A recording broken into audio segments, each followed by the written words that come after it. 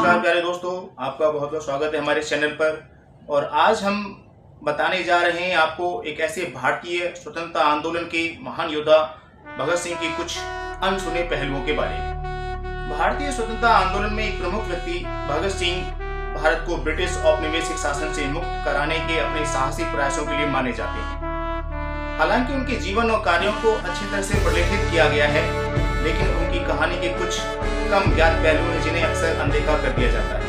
तो चलिए जानते हैं भगत सिंह के जीवन और स्वतंत्रता के लिए संघर्ष के कुछ अनकहे या कम ज्ञात पहलुओं के बारे में। भगत सिंह का जन्म 28 सितंबर 1907 को पंजाब के बंगा में हुआ था, जो अब पाकिस्तान में है। वह स्वतंत्रता सेनानियों के परिवार से आते थे और उनके पिता किशन सिंह संधू गदर पार्टी के सदस्य थे।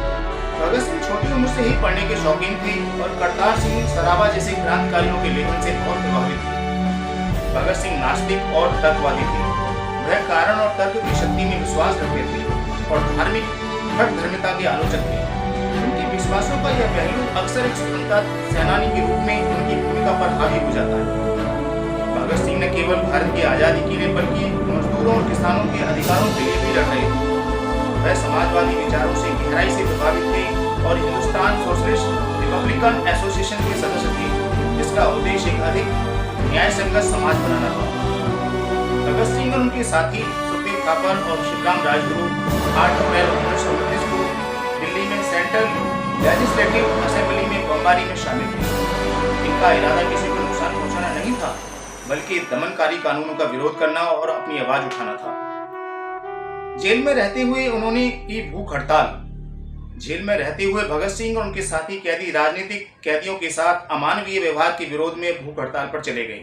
हड़ताल 116 दिनों तक चली दोस्तों, और इसने ब्रिटिश जेलों की अन्यायपूर्ण स्थितियों की ओर महत्वपूर्ण ध्यान आकर्षित किया। भगत सिंह, सुखदेव थापर और शिवराम राजगुरु को असेंबली बमबारी के सिलसिले में एक ब्रिटिश पुलिस अधिकारी जॉन सॉन्डर्स की हत्या में शामिल होने के लिए मौत की सजा सुनाई गई थी। उन्हें 23 मार्च 1931 को लाहौर सेंट्रल जेल में फांसी दे दी गई। उनके बलिदान और शहादत का भारतीय स्वतंत्रता आंदोलन पर गहरा प्रभाव पड़ा। भगत सिंह की विरासत दुनिया भर में भारतीयों और स्वतंत्रता सेनानियों की पीढ़ियों को प्रेरित करती रहती है। उन्हें उनके साहस, देशभक्ति और भारत की स्वतंत्रता के प्रति प्रतिबद्धता के लिए याद किया जाता है। उनके लेखन जैसे मैं नास्तिक क्यों हूँ और जेल से उनके पत्र एक स्वतंत्र और न्यायपूर्ण भारत के लिए उनके आदर्शों और दृष्टिकोण की अंतर्दृष्टि प्रदान करते हैं।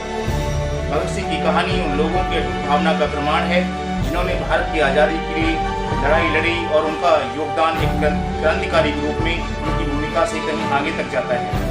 उनके विचार और सिद्धांत न्याय और स्वतंत्रता के लिए प्रयासरत लोगों के बीच गूंजते रहते हैं। दोस्तों, कैसी लगी आपको ये हमारी जानकारी, हमें कमेंट कर जरूर बताएं। साथ ही हमारे चैनल को लाइक, शेयर और सब्सक्राइब कर लें।